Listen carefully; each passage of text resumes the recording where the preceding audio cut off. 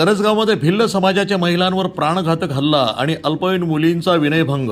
गुन्हा दाखल न झाल्यानं आदिवासी बचाव समितीच्या वतीनं तीव्र आंदोलन छेडणार. ज्ञानेश्वर अहिरे. राहुरी तालुक्यातील करजगाव येथे माणुसकीला काळिमा फासणारी संतापजनक घटना घडली असून आदिवासी भिल्ल समाजातील महिला आणि अल्पवयीन मुलींवर प्राणघातक हल्ला करून त्यांचा विनयभंग केल्याचा गंभीर प्रकार उघडकीस आलाय. या घटनेमध्ये अनेक महिला, लहान मुलं आणि पुरुष गंभीर जखमी झाले असून त्यांच्यावर शासकीय रुग्णालयामध्ये उपचार सुरू आहेत. करजगाव येथील गट नंबर 28 मधील जमीन भिल्ल समाजानं गेल्या 50 ते 60 वर्षापासून अतिक्रमण करून कसत असल्याचं सांगितलं जातं. या ठिकाणी गावातील काही लोक जमा झाल्याचं पाहून आदिवासी कुटुंबियांनी विचारपूस करण्याचा प्रयत्न केला, मात्र त्याचवेळी जमावानं थेट आदिवासी कुटुंबावर प्राणघातक हल्ला चढवला. या हल्लेखोरांनी फावडे, कोयते, लोखंडी सळई आणि लाकडी दांड्याच्या साह्यानं महिला, लहान मुलं, अल्पवयीन मुली आणि कुटुंबातील सदस्यांना जीवे मारण्याच्या उद्देशानं बेदम मारहाण केली. महिलांवर धारदार शस्त्रानं वार करण्यात आले तर अल्पवयीन मुलींचा विनयभंग केल्याचा गंभीर आरोप आहे. हल्ल्यादरम्यान जीव वाचवण्यासाठी महिला आणि अल्पवयीन मुली घरात लपल्या असतानाही जमावातील गुंड प्रवृत्तीच्या व्यक्तींनी दरवाजे तोडून घरात प्रवेश केला. महिलांचा विनयभंग करताना जातीवाचक शिवीगाळ करण्यात आलं. तसंच घरे पाडून टाका, घरं पेटवून द्या असं एकमेकांना चिथावणीखोर आवाहन करण्यात आलं. एवढा गंभीर गुन्हा घडूनही राहुरी पोलिसांनी अद्याप कोणताही गुन्हा दाखल न केल्यानं संपूर्ण जिल्ह्यातील भिल्ल समाजामध्ये तीव्र संतापाची लाट उसळली आहे. आदिवासी बचाव समितीच्या सदस्यांनी जिल्हा शासकीय रुग्णालयामध्ये जाऊन पीडितांची भेट घेतली आणि त्यांना दिलासा दिला.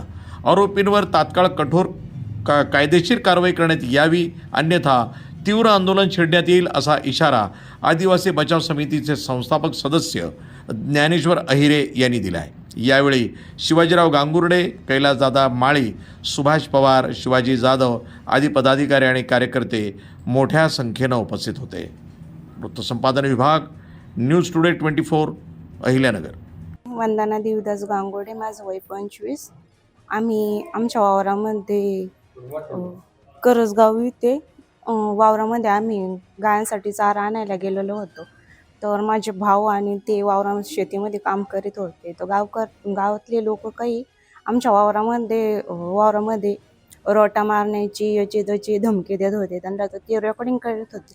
तर माझा एक मोठा भाऊ होता, तर तो रेकॉर्डिंग करत होता. तर त्यांचा फोन एका ताईने घेऊन आणि नदीमध्ये फेकून दिला. तर मग सगळेजण त्यांच्या मागं घेऊन कोराडी, कोयते असे घेऊन त्यांच्या मागं पळत सुटले. तर आम्ही तिथं गेलो. तर मग माझ्या भावजाईन ते आम्ही सगळे तिथं आलो. तर ते त्यांना हानीत होते. तर आम्ही त्यांना म्हणलो का आमच्या माणसांना हाणू राहील. तर त्यांनी बायासुद्धा बघितल्या नाही. बायांना सुद्धा त्यांनी कुऱ्हाड्यांनी, खोऱ्यांनी त्यांनी असे हाणमार केली. तर आम्ही घरी पळलो. घरी आले माझे भाऊ आणि ते सगळे घरी पळाले. तर ते घरामध्ये घुसून त्यांना बाहेर काढून त्यांना हाणीत होते. तर म्हणायचे ह्या आदिवासी लोकांना इथं थांबून नाही द्यायचे, यांचे घरं पिटून द्या. माझ्या भावांचे डोके फोडले, एका भावाच्या हाताला लागलं, म्हणजे पूर्ण एकदम बेशुद्ध पडूस तोवर ते हानीत होते. माझे एक भावजाई आहेत, त्यांना तर फार बेशुद्ध पडतं. जोपर्यंत रक्ताच्या थारोळ्यामध्ये ते माणसं पळत नव्हते तोपर्यंत ते त्यांना सोडित नव्हते. तर यांना सगळ्यांना आम्ही धरायचा प्रयत्न करायचो. ते लहान पोरं सुद्धा बघत नव्हते. लहान पोरांना सुद्धा धरून असे पकडीला फेकून द्यायचे ते बाहेर.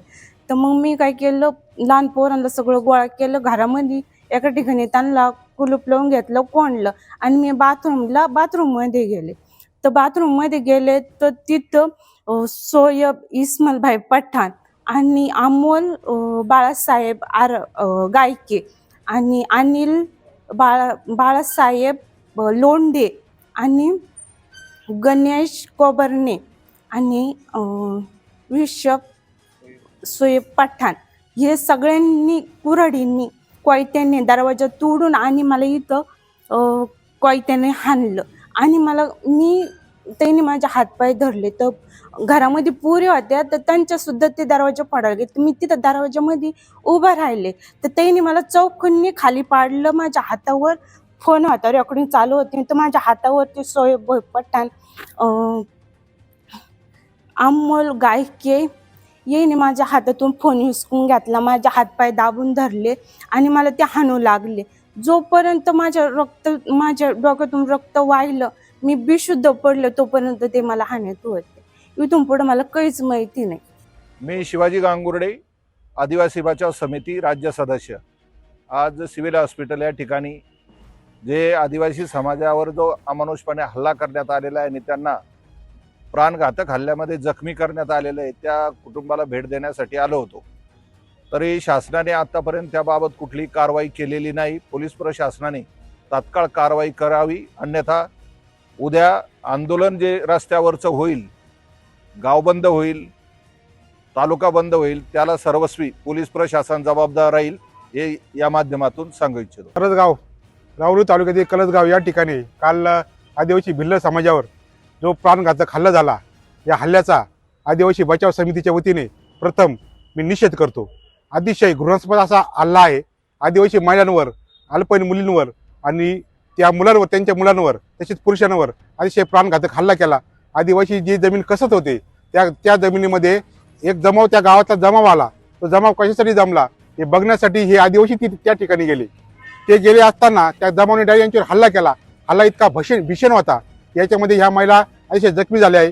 यांच्यावर कोयत्याने, फावड्याने, त्यानंतर आपल्या सूर्याने, तीक्ष्ण हत्याराने असे अतिशय घृणास्पद असे त्यांच्यावर वार केले.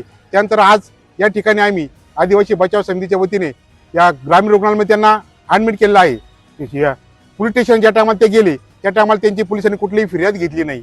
पोलिसांनी त्यांना मेमो दिला, तुम्ही याच्या रुग्णालयामध्ये जा, ॲडमिट व्हा, आम्ही तुमची फिर्याद घ्यायला त्या ठिकाणी होतो. पण अद्याप दुसरा दिवस उजाडला आहे, पोलिसांनी अद्याप त्यांची फिर्याद घेतली नाही, कुठले जबाब घेतले नाही. या ठिकाणी आम्ही या ठिकाणी सांगू इच्छितो की 24 तासाच्या आत पोलिसांनी सदर आरोपीविरुद्ध गुन्हा दाखल केला नाही, त्यांना अटक केली नाही, तर आदिवासी बचाव समितीच्या वतीने तीव्र आंदोलन अहिल्यानगर जिल्ह्यामध्ये उभे राहील. याची सर्वस्वी जबाबदारी राऊरी पोलिसांवर राहील. मी ज्ञानेश्वर आहिरे, आदिवासी बचाव समिती संस्थापक सदस्य.